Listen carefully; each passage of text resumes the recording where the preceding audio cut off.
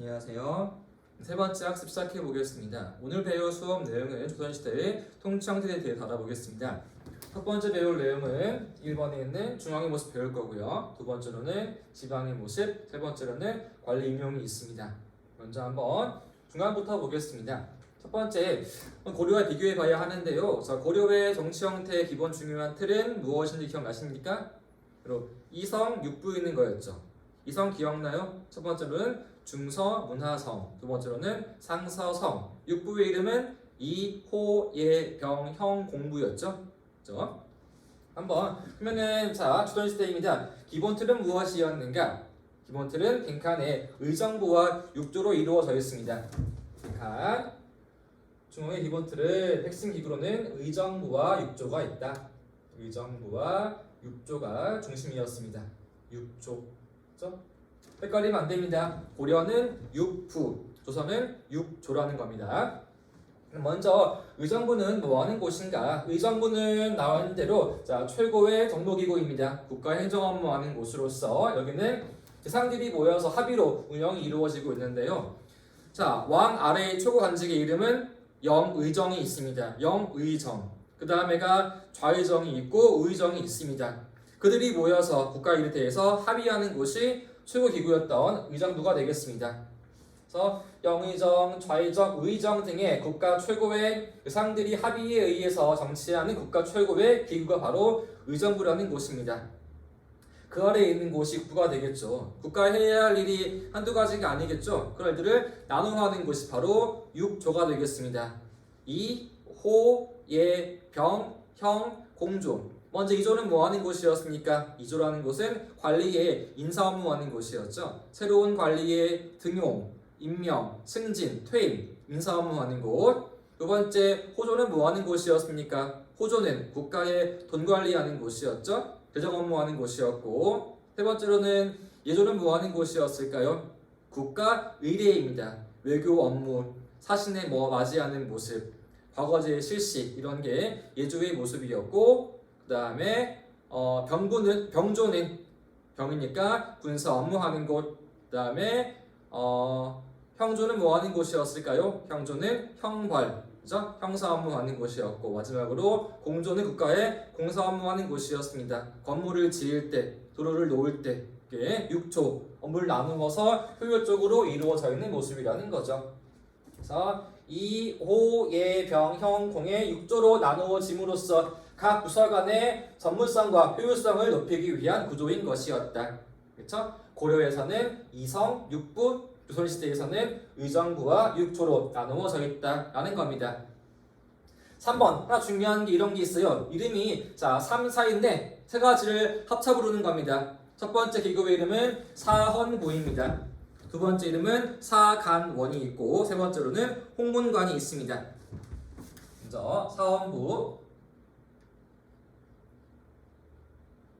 자, 원가 헌, 법이야 법, 헌, 법이겠죠. 관리에 대해서 감시, 감찰이 이루어지는 곳입니다. 사헌부의 기능은 감찰기구, 사헌부, 감찰. 두 번째 이름은 사간원, 무언가 간쟁이 이루어지게 돼 정치에 대해서 비판입니다. 두 번째는 사간원. 정치에 대한 간원, 간쟁, 비판. 여기는 간쟁이 이루어지고 있고요. 세 번째는 홍문관이 있습니다. 세 번째로는 홍문관. 홍문관은 뭐 하는 곳인가? 여기는 주로 학술과 자문이 이루어지는 곳입니다. 학문 연구하는 곳, 정치에 대해서 자문이 이루어지는 곳이 홍문관이죠. 그래서 여기의 기능은 학술과 자문이 있다. 자, 홍문관 설치한 게 누구 형태였지? 앞에 있던 것 같은데 설치한 왕은 구대왕이었던 성종이었잖아요. 기억나요? 자, 세종대왕이었습니다. 기구의 이름이 집현전이었죠. 학문연구했던 곳, 그거를 폐지한 왕이 7대 왕이었던 세조였고 다시 부활한 게 언제? 부활한 게 성종 때 이름이 홍문관이었죠. 여기 나오는 3, 4의 하나였습니다. 3, 4 너무 중요합니다. 그래서 감찰기구의 사헌부, 정치에 대한 비판, 간쟁 기능의 사간원, 그 다음에 학문 연구하는 곳에 홍문관, 즉 3, 4는 뭐하는 곳이었다? 조선시대의 중요한 언론 기능이라는 거죠. 언론 기능. 자, 언론이 뭐하는 곳이었습니까? 정치 권력에 대해서 독점을 방지하는 곳이고 부정을 막는 곳이겠죠. 그래서 고위층이었던 왕과 고위 관료들을 견제하는 곳이 바로 3, 4가 되겠습니다. 굉장히 중요한 자리가 되겠죠. 자, 그러면 3, 4와 유사한 고려의 모습 뭐가 떠오를까요? 자, 고려의 언론기구 배웠죠? 이름 바로 대간이었잖아. 자, 중서 문화성에 있는 낭사 플러스 어사대 불러가지고 대간이었죠. 그죠? 고려의 언론은 대간이 있고 조선시대에는 3, 4가 있다. 꼭 비교해야 합니다. 중요한 언론기구였습니다. 한 번 더. 첫 번째 뭐라고요? 사헌부 감찰 기능. 두 번째로는 사간원 간쟁 비판 기능. 세 번째로는 홍문관 학문 연구와 자문이 이루어지는 곳이었다. 또 그 외에도 기구 많이 있습니다. 먼저 국왕의 비서기관, 여기 이름은 승정원입니다. 4번의 이름은 승정원, 국왕의 비서기구. 하는 일은 왕명의 출납이라는 거죠. 자, 왕명이 나가고 들어오는 곳입니다. 왕명 출납이라는 거. 자, 그러면 사극에 이런 게 있을 거야. 왕이 뭔가 명을 내려야 할 타이밍이야. 그때 왕이 이렇게 이야기하죠. 자, 밖에 도승지 있는가 들라 하라 이야기합니다. 도승지가 바로 왕의 비서였거든요. 근무하는 곳의 이름이 승정원이라는 곳입니다. 그리고 다음 기구로는 국왕 직속의 사업기구입니다. 일종의 재판이 이루어지고 죄인들을 처벌하는 곳. 거기 이름은 의금부입니다. 의금부. 죄인을 당장 의금부를 압송하여라 라고 할 때 그 의금부라는 곳이었습니다. 국왕 직속의 사업기구인 곳이었다. 즉, 두 가지는 뭘 위한 기구였을까? 왕권을 보조하는 중요한 기구 되겠죠. 왕권을 견제하는 곳은 언론기구였던 3, 4였고 왕권을 보조하는 곳은 왕의 비서였던 승정원이 있고 왕의 재판소였던 의금부 있는 거라는 거죠. 그래서 권력을 중앙으로 몰아오면서 중앙 집권이 이루어지면서 동시에 뭐가 이루어지고 있다? 집중을 방지하는 모습이었다. 굉장히 조화로운 모습이라는 거죠. 힘을 실어주되 동시에 견제하는 모습, 권력의 조화로운 모습이라는 게 조선시대의 모습이었습니다. 그 외에 또 이런 곳이 있습니다. 한성부라는 곳은 무엇이냐? 한성, 수도였죠. 그래서 수도의 행정과 치안 담당하는 곳이겠죠. 오늘날 뭐와 유사한 곳이었을까? 서울시청이겠죠. 서울시장, 서울시청, 지금의 과거에는 한성부였고, 두 번째는 춘추관이 있습니다. 춘추, 봄춘, 가을추입니다. 시간이 흘러가는 모습이라는 것이 곧 역사를 의미합니다. 뭐하는 곳? 서예적이죠. 역사서의 편찬과 보관이 이루어집니다. 조선시대의 중요한 역사책 뭐가 떠오릅니까? 방대한 양 다 적어놓았어. 몇 년, 몇 월, 며칠 왕이 뭐하고 조선 왕조실록 관리하는 곳이 여기입니다. 춘추관. 그 다음에 학교 이름이 있죠. 고려에서는 국자감, 조선시대에서는 학교 이름은 무엇이다? 성균관이 있습니다. 주로 중앙 통치 모습이 이러한 모습으로 되어 있다는 거 한번 봐주세요. 그래서 의정부와 육조, 3, 4와 승정원과 의금부 있는 모습 봤습니다. 한번. 색에 있는 그림으로는 이렇게 되어 있을 거예요. 이 그림 중요한 그림이니까 한번 잘 봐주세요. 교과서 이쪽 51페이지 아래쪽에 있는 그림 보겠습니다. 이 그림인 거죠. 잘 봐주세요. 의정부, 승정원, 의금부, 3, 4의 사헌부, 사간원, 홍문관, 그리고 의정부 아래에 있는 이렇게 육조에 있는 모습. 앞에 있잖아요. 자, 태종과 서조가 했던 모습, 통치 형태, 육조 집계제. 이 육조에서 중요한 일을 직접 왕한테 아뢰는 모습이었죠. 뭐 하기 위해서? 왕권을 강화하기 위한 모습, 육조 집계제. 그에 비해서 다음 나온 게 뭐였습니까? 세종대왕 때에는 반대였죠. 의정부 서사제였죠. 먼저 육조가 중요한 일을 왕이 아니라 먼저 의정부한테 보고한 다음에 의정부에서 논의한 다음에 왕한테 보고하는 모습. 그 의정부 육조가 이를 의미하는 거였습니다. 그죠? 여기까지가 중앙의 모습이었습니다. 자, 아래 2번으로 와서 지방으로 올게요. 자, 한번 지방의 모습으로 와보겠습니다. 이렇게 지우고 갈게요. 자, 이렇게 한번 쓱 지운 다음 가겠습니다. 우리 고려의 지방 구조는 뭐였죠? 기본 틀은 자, 오도와 양계 있었죠. 뭔가 둘로 나누어지는 모습이란 말이야. 아주 뭔가는 완비한 모습이 아니라는 거죠. 체계가 이원적이었으니까 그에 비해서 조선시대는 딱 한 가지 전국을 8도로 구분 지었습니다. 체크합시다. 전국을 뭘로? 자, 8도로 나누어지는 모습이었고요. 그 아래에 도 아래에는 부, 그 다음에 목과 군과 현이 있는 모습이라는 겁니다. 한번 책에 있는 그림 보겠습니다. 자, 팔도의 모습이 이렇게 되어 있는데요. 이렇게 볼게요 한번. 자, 팔도가 이렇게 되어 있습니다. 평안도, 함경도, 황해도, 강원도, 경기도, 충청도, 경상도, 전라도 있습니다. 각 이름의 어원이 무엇이었을까? 볼게요 한번. 먼저 여기는 자, 함경도입니다. 함이라는 거는 중요한 도시였던 함흥의 함자입니다. 함흥의 함자와 위에 있는 경의 경 따와가지고 함경도입니다. 함흥의 함, 경의 경에서 함경도. 평안도는 뭐라고 따온 걸까? 큰 도시였던 평양의 평과 안주의 안에서 평안도. 그 다음에 해주, 황주에서 황해도. 그럼 여기는 경기도는 그냥 수도의 주변 지역 부르는 말이 경기였습니다. 강원도의 이름은 강릉과 원주에서 강원도이고, 충청도는 충주, 청주에서 충청도, 경상도는 경주와 상주, 전라도는 전주와 나주입니다. 이게 8도 이름의 어원이라는 거예요. 상식으로 우리가 한번 알면 좋을 것 같아요. 자, 그런데 더 중요한 내용은 무엇이었냐? 자, 조선시대에서는 없는 게 있습니다.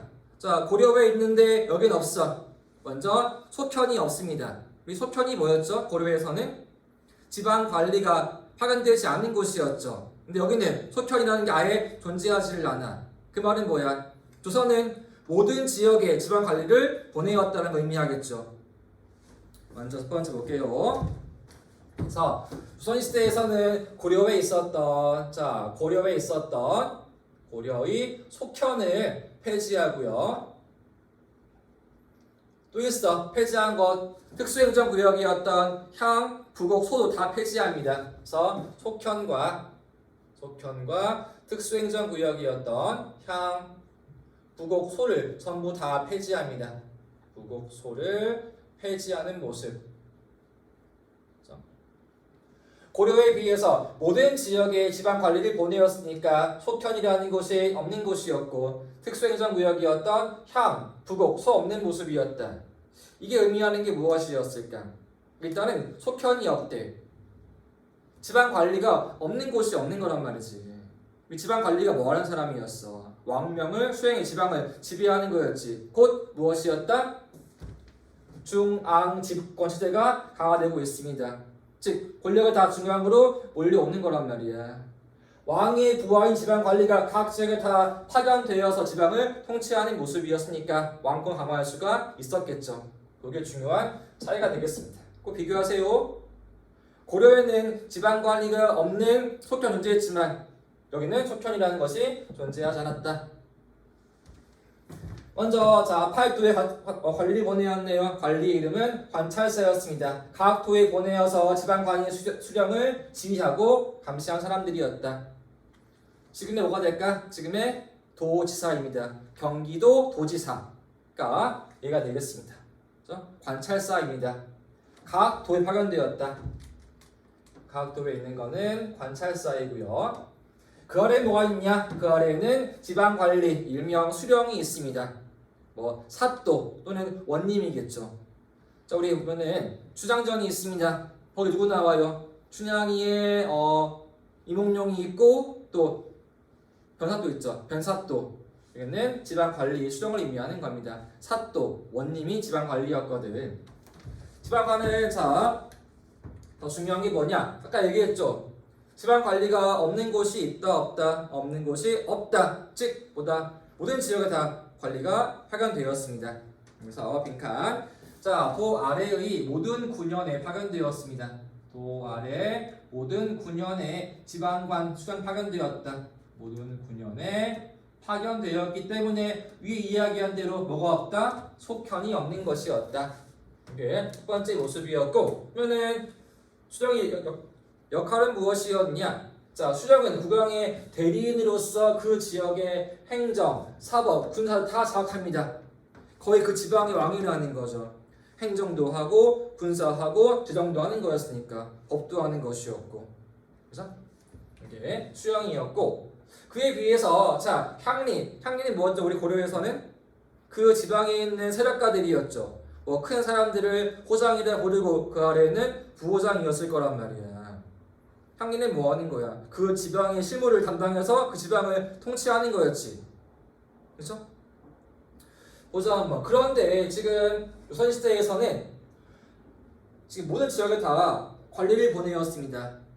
과연 향리의 지위는 고려보다 올라갈까 내려갈까? 당연히 내려오겠죠. 써 있습니다. 자, 향리는 고려보다 지위가 하락하였다.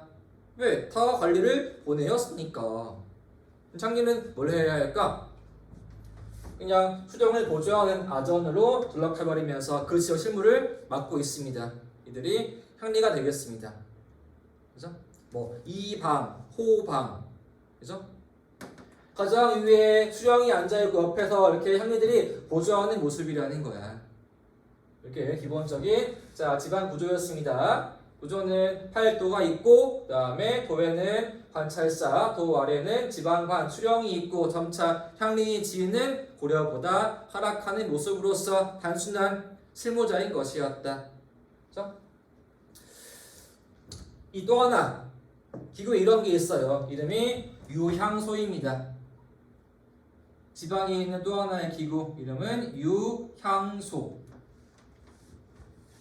자, 향촌사회의 향입니다. 자, 향촌사회 지방의 유 머물러 있는 그러한 기구라는 거죠. 이거는 누굴 위한 것이었냐? 써있는 것처럼 자, 지방 사족에 지방에 있는 세력가들, 양반들이 모여 만든 그들의 조직이라는 겁니다. 그래서 지방 사족의 향촌 자치조직이었다. 이게 바로 유향소라는 겁니다. 그렇죠? 향촌사회에서의 사족, 양반들이 함께 어울러서 자치하는 그러한 조직, 유향소라는 것. 이게 세 가지라고 있네. 첫 번째로는 수령을 보조합니다. 자, 수령, 새로 왔네. 그 지역의 일을 알까 모를까? 알 수 없겠지. 뭔가 정보가 필요할 거란 말이죠. 그거 누가 하겠어? 그 지방에 있는 사족이나 향리가 하겠죠. 이게 유향소의 기능이었고, 두 번째, 그 지역의 백성들을 교화하는 겁니다. 잘 지낼 수 있게 풍속 교화하는 모습. 세 번째로는 향리들을 감찰하는 것이었다. 잘하나 안 하나 감시하는 거죠. 여기까지가 지방제도의 모습이었습니다. 마지막으로는 3번에 있는 관리임용으로 오겠습니다. 우리 고려에서는 모습이 세 가지였을 거예요. 첫 번째가 실력으로 올라왔던 과거제 있었죠. 두 번째는 가문의 힘으로 올라오는 음서 있었고, 세 번째는 추천제였던 천거 있었죠. 그대로 유지하고 있습니다. 그런데 차이는 무엇인가? 볼게 먼저 한번.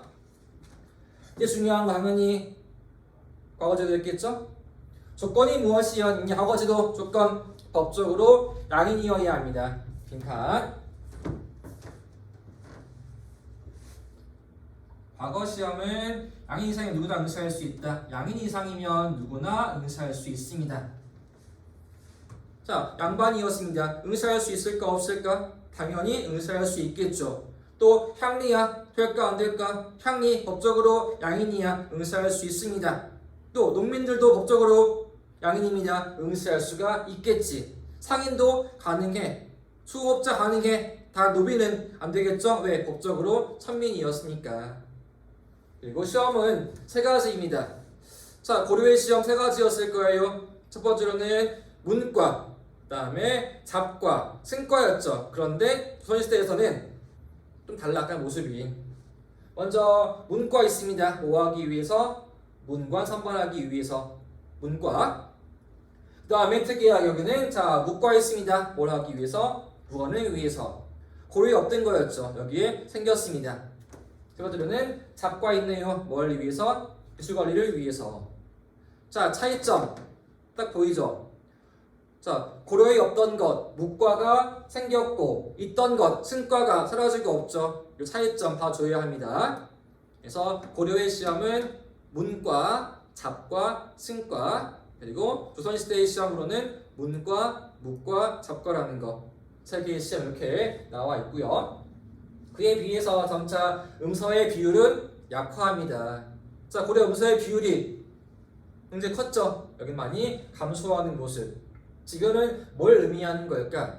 점차 조선시대에서는 더욱더 강조하고 있는 게 가문이 아니라 비교적 실력이라는 거죠. 왜? 더 큰 비중이 과거 시험이었으니까. 점차 선거의 비율도 고려보다는 줄고 있고요. 그래서 음서와 천거는 고려에 비해서 예산과 범위가 크게 축소가 되고 있다. 여기까지가 조선시대의 통치에 대한 내용이었습니다. 그렇죠? 네, 이번 시간 수업은 여기까지 하겠습니다. 감사합니다.